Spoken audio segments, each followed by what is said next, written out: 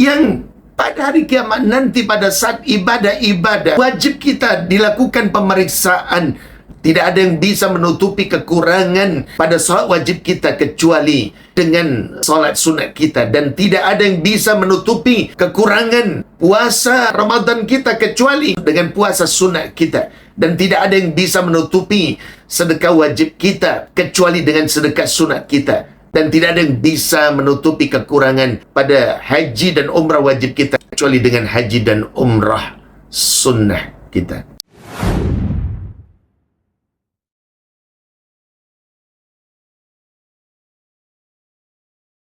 Alhamdulillah Rabbil Alamin, wassalatu wassalamu ala asyrafil anbiya'i wal mursalin wa ala alihi wa ashabihi ajma'in, amma ba'du.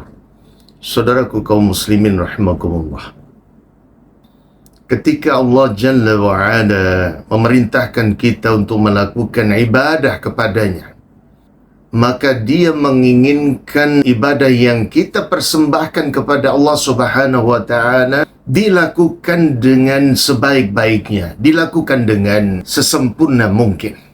Sebagaimana yang telah difirmankannya, liyabluwakum ayyukum ahsanu amala, agar dia Allah Subhanahu wa ta'ala menguji kalian, siapa di antara kalian yang paling bagus amalnya.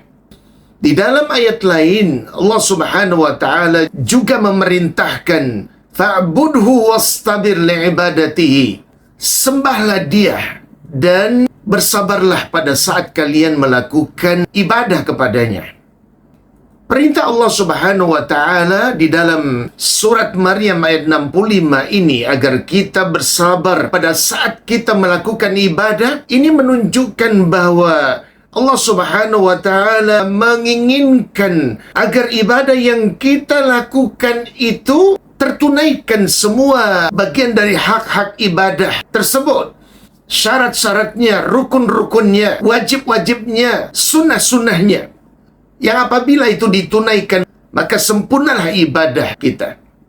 Namun, disebabkan karena adanya kelemahan iman pada diri kita dan juga kurangnya ilmu dan pemahaman, maka ada sebagian dari kita yang melakukan ibadah kepada Allah Subhanahu wa ta'ala dengan tafsir ada kurang, ada salah. Walaupun sebagian dari kita juga ada yang bisa mempersembahkan ibadahnya kepada Allah Subhanahu wa ta'ala dengan ibadah yang terbaik, dengan ibadah yang sempurna. Dan ini telah diisyaratkan oleh Nabi yang mulia alaihi salatu wassalam dalam hadisnya yang dikeluarkan Al-Imam Abu Dawud dengan sanad yang sahih. Inna awwala ma yuhasabun nasu bihi yawmal qiyamati min a'malihim as-salah. Qala yaqulu Rabbuna azza wa jalla li malaikatihi wa huwa alam unzuru fi salati abdi atammaha am naqasaha fa in kanat tammatan kutibat lahu tammah wa in kana intaqasa minha syai'an qal unzuru hal li 'abdi min tatawwu' fa in kana lahu tatawwu'un qal atimmu li 'abdi faridatahu min tatawwu'ihi summa tu'khazul a'malu 'ala dhakum. Sesungguhnya amal yang pertama kali akan diperiksa nanti di hari kiamat dari amal-amal mereka adalah salatnya. Berfirman Allah Subhanahu wa ta'ala kepada para malaikatnya, sedangkan dia lebih mengetahui, periksa salat hambaku, apakah sempurna atau ada kekurangan. Jika sempurna, maka tulislah balasan yang sempurna juga. Dan jika ada sesuatu yang kurang pada salat wajibnya, maka Allah berfirman, coba kalian periksa apakah hambaku ini ada melakukan salat-salat sunat. Jika padanya ada salat-salat sunnah yang dilakukannya, maka Allah Subhanahu wa ta'ala berfirman, sempurnakanlah untuk hambaku dari kekurangan pada salat wajibnya dengan salat-salat sunnahnya tersebut. Pada hadis yang mulia ini ada realita yang disebutkan oleh Nabi yang mulia alaihi salatu wassalam. sekaligus juga ada solusi dan motivasi yang dijelaskan di dalamnya. Realitasnya adalah untuk menegaskan adanya di antara umat ini yang melakukan ibadah solat wajib, ada yang sempurna, tapi ada juga yang kurang dan salah. Yang di sana dijelaskan solusinya bagaimana Allah Subhanahu wa taala melakukan pemeriksaan dan kemudian memperlakukan ibadah salat wajib dari hambanya ini. Yang jika ada kurang maka disebutkan di dalam hadis yang mulia ini, Allah Subhanahu wa taala akan menutupi kekurangan dan kesalahan dari salat wajib hambanya ini dengan salat-salat sunnahnya.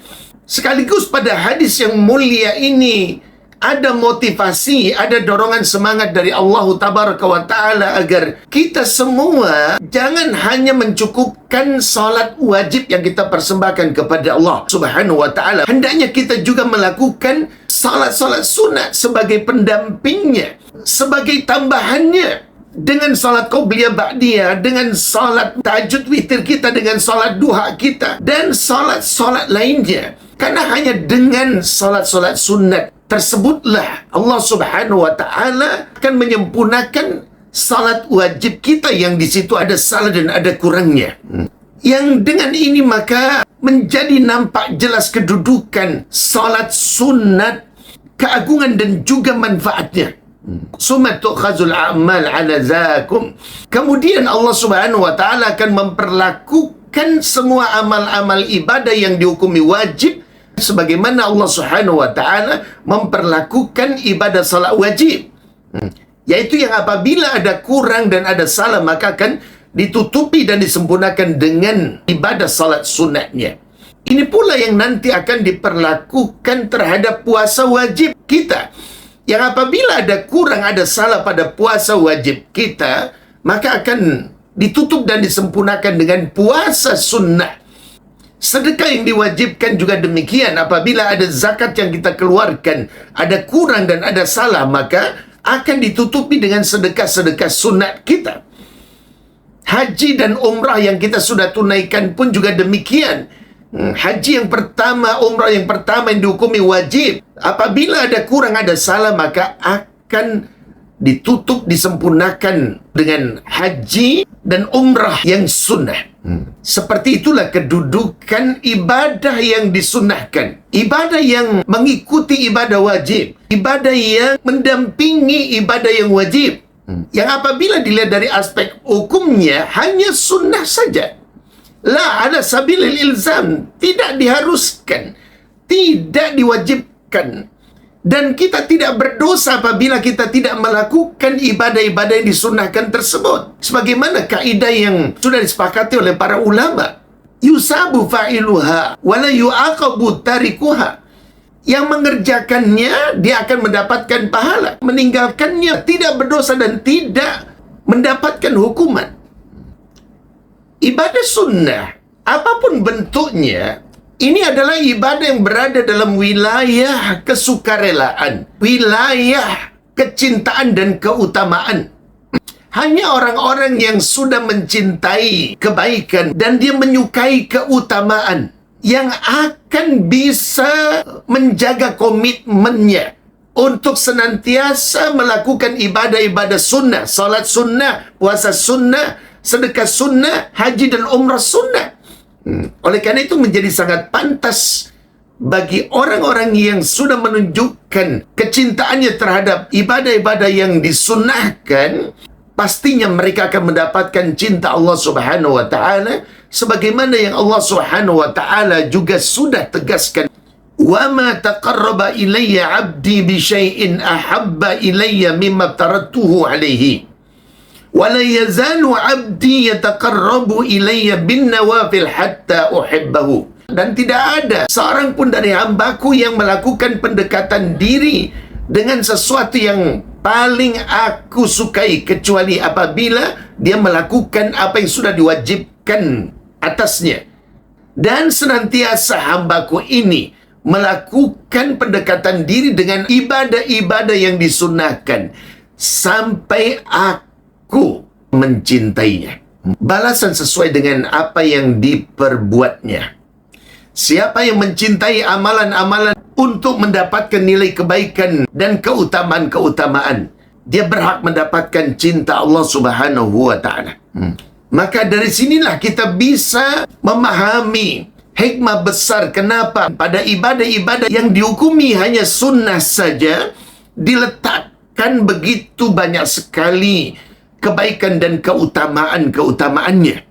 Semisal pada salat rawatib, qobliyah dan ba'diyah, salat yang menyertai salat wajib, yang apabila kita lakukan setiap hari sebanyak 12 rakaat, qobliyah subuh 2, qobliyah zuhur 4, ba'diyah zuhur 2, ba'diyah maghrib 2, ba'diyah isya 2, yang jumlah seluruhnya 12, maka dijanjikan oleh Nabi yang mulia alaihi salatu wassalam akan dibangunkan satu rumah di surga. Siapa yang melakukan salat sunat duha sebanyak 4 rakaat juga dijanjikan sama akan dibangunkan satu rumah di surga.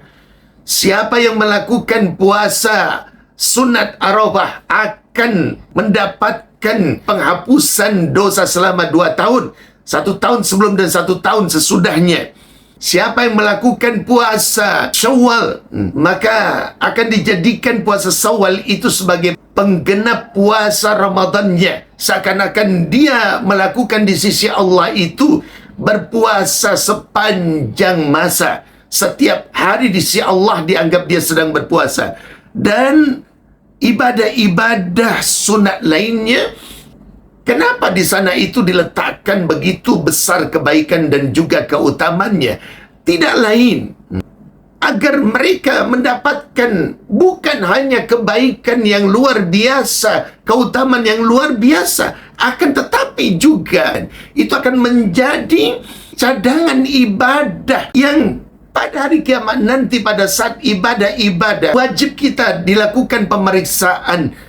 Tidak ada yang bisa menutupi kekurangan pada solat wajib kita kecuali dengan solat sunat kita. Dan tidak ada yang bisa menutupi kekurangan puasa Ramadan kita kecuali dengan puasa sunat kita. Dan tidak ada yang bisa menutupi sedekah wajib kita kecuali dengan sedekah sunat kita. Dan tidak ada yang bisa menutupi kekurangan pada haji dan umrah wajib kita kecuali dengan haji dan umrah sunnah kita. Seandainya ibadah yang diwajibkan atas kita tanpa juga disyariatkan ibadah yang disunnahkan, siapa yang berani menjamin untuk dirinya sendiri apa yang sudah dipersembahkannya kepada Allah Subhanahu wa Ta'ala dari ibadah yang diwajibkan itu sempurna, tidak ada kesalahan dan tidak ada kekurangan?